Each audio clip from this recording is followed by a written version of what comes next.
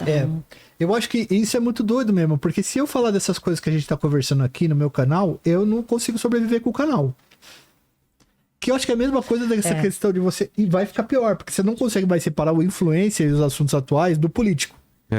Então, por exemplo, vamos pegar qualquer política aí. A Tabata Amaral. Acontece qualquer coisa, ela faz um vídeo. O Nicolas, qualquer coisa, ele faz um vídeo. Ele tem que se colocar em qualquer coisa, até porque eles têm que lançar os pacotes pros seguidores deles e irem se multiplicando.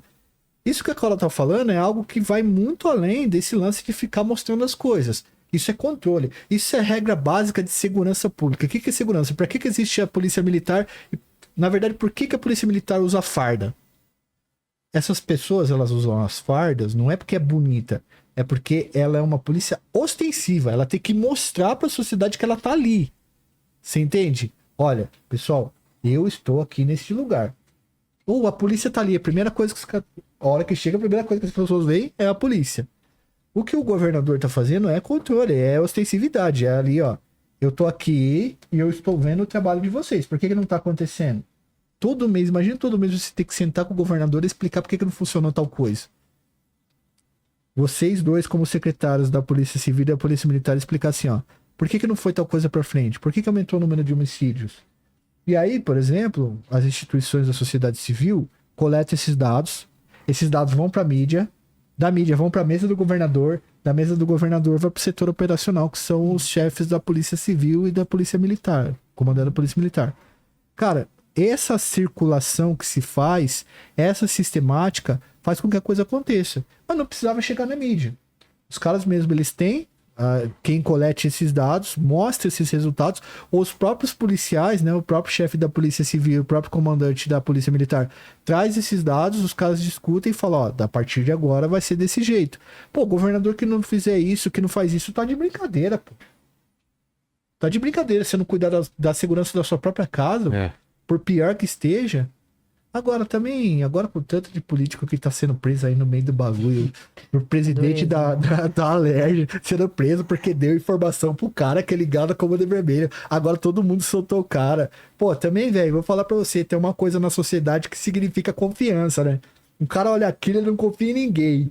Aqui do lado de baixo é tiro, ali do lado de cima é solta o cara. Pô, aí como é que você convence a população, mano? De alguma coisa, né? Difícil. Eu quero saber o que o pessoal tá querendo saber. Vamos lá. O Correndo pra Cachorro, ele lançou uma pergunta aqui. Ele quer saber como o Instituto Sou da Paz ele consegue metrificar, né, esses dados e passar para o governo. Opa, o que está acontecendo é isso. Como que é o processo de você analisar esses dados? Bom, vamos lá. A gente trabalha, né, fazendo bastante pesquisa. Então, são pesquisas diferentes. A gente agora acabou de lançar uma pesquisa sobre as armas apreendidas na mão do crime. Acabou de sair, a gente olhou dados do Sudeste, a gente olhou, né, os 4 estados do Sudeste, a gente pediu via Lei de Acesso à Informação os dados para as polícias civis dos estados, para a Polícia Federal, e a gente fez essa análise. Então tem um trabalho grande que, cara, né, você vai lá, pega o banco de dados, são bancos de dados diferentes, um banco de dados não conversa com o outro, aí tem lá o registro da arma, então no mesmo banco de dados, Taurus está escrito Taurus com O, Taurus com S, Forjas Taurus, então você tem que... para filtrar, né? Você tem que limpar o banco, fazer. Então eu tô dando esse exemplo porque mostra um pouco esse trabalho de pedir os dados, e a gente fez uma análise, então, das armas apreendidas no Sudeste, e foi muito interessante porque... Assim, interessante e duro, né? Porque a gente tem visto uma mudança no padrão da arma apreendida, né? Então, quando o policial apreende uma arma na rua, até pouco tempo atrás, a principal arma ainda é, né? Ainda é o 38, mas a gente viu já 2 estados brasileiros que a gente está apreendendo mais pistola do que 38. Isso diz alguma coisa. Mudou o padrão, né? Por que a gente está aprendendo mais pistola no Rio e no Espírito Santo do que revólver 38? Porque essas pistolas estão em circulação. Mas enfim, então a gente faz, por exemplo, essa análise e aí a gente dissemina de muitas formas, né? A gente coloca isso na imprensa, a gente, sei lá, pede reunião para fazer apresentação para secretários de segurança, a gente trabalha em parceria com estados, então a gente tem acordos de cooperação técnica para trabalhar junto e ajudar os estados a melhorar o seu banco de dados. Esse relatório da impunidade, né, onde mora a impunidade, do indicador de esclarecimento de homicídio, cara, a gente manda para todos os estados brasileiros, a gente avisa, manda para os secretários, para as polícias civis, e a gente gosta muito de se colocar à disposição, porque, de novo, não é aquela coisa de meter o dedo na cara e falar, ó, isso tá bom, isso tá ruim, é assim, tem um problema aqui. Será que a gente pode pensar junto como resolver? Então, pra gente é muito importante não só ficar ali dizendo o que tá certo, o que tá errado, mas sentar junto com quem tá fazendo a política, com o secretário, com o chefe das polícias, para poder ver como é que a gente constrói junto. Então, a gente trabalha muito em parceria com as polícias, usando os dados e as pesquisas que a gente faz, um pouco desse jeito aí que eu contei. Fale, Romer. A Márcia Toledo, ela tá perguntando aqui, ó. Quando vocês ouvem o termo Milícia 2.0, o que exatamente mudou no modelo deles em comparação com os anos 2000? Oh lá lá, hein? Bom, mas eu sei que você vai trazer bastante coisa, mas Eu acho quero saber, que... Joel, essa linha do tempo da milícia aí. ele vai poder contar e eu vou ser muito... Acho que assim, é isso. Hoje a gente tem, enfim, principalmente no caso do Rio, né? Milícia muito mais espalhadas em muito mais territórios, controlando muito mais serviços, né? Assim, enfim, né? A gente já sabia, o mercado de edificação, né? De pequenas construções ali para moradia, internet, enfim, gás, etc, né? A gente tem uma conexão das milícias também com o crime organizado, então não tem mais essa separação. E acho que um índice importante aí de armamento e de aumento de potencial bélico por parte das milícias. Mas aí eu já passo a bola para você, porque assim, você que tá mergulhado nesse mundão, conta aí mais pra gente o que aconteceu com as milícias. Cara, as milícias elas nascem com uma ideia de que já existia no Rio de Janeiro desde os anos 70 e 80, de que o policial da região ele era responsável pela segurança de tudo e por resolver qualquer tipo de problema. Era um problema de segurança pública muito grande que depois foi perdendo o controle, né? Por exemplo, você tinha os caras que eram considerados os quebras da região. Que era, assim, você tem um bairro, esse bairro não tem nada, não tem posto de saúde, não tem nada, não colocam polícia, e aí qualquer problema que dá, os caras não sabem resolver, porque, cara, um monte de gente vindo de todo lugar e não morar numa realidade, a lei do mais forte é o que impera até chegar ao Estado. Esse cara que era o policial da área, ele era chamado, e ele resolvia. No sentido de que ele dava uma surra no cara, matava o cara, cortava o braço, sei lá, e resolvia. Aparentemente, né? Porque essas coisas começam a dar muito problema se o Estado não cessa esse ciclo que acontece. E aí chega no início dos anos 2000 ali, os caras começam a ver que o Estado não tá entrando como deveria entrar, por exemplo, com transporte público, com segurança, essas coisas. E os caras falam assim, pô, a gente vai montar um negócio aqui. Se o tráfico já domina as favelas, por que a gente não vai dominar essa região da Zona Oeste? Que necessariamente não era favela. Pronto, os caras que o grupo, eles começam a fazer isso. Primeiro, eles fazem o lance de vender segurança pros caras, pro tráfico não entrar. Os caras falam, mano, melhor aquilo que se tornar um complexo do alemão. Depois os caras começam a se apropriar de vários serviços. A questão é que conforme o tempo foi passando, foi aumentando a quantidade de serviços básicos da vida, conforme o Estado também foi crescendo. E tinha uma característica que os milicianos eram só policiais, e aí em certo momento entra um monte de gente que não é polícia e acaba virando uma espécie de firma mesmo, e que tem os caras que se chamam de milicianos. Tá. O Eco foi um dos caras que fez isso, ele montava pequenas milícias em vários locais, e os caras davam 30% para ele, e ele montou uma tropa de elite que se a milícia fosse ser retirada, ele ia e ajudava não, né? Ia combater. E aí, cara, o tráfico de droga começou a aprender com as milícias como que você usa o serviço da vida cotidiana e se apropria. Se a gente pegar hoje numa periferia ou numa área dominada por milícia, a cada 100 pessoas, 5 pessoas cheiram cocaína e 95 não.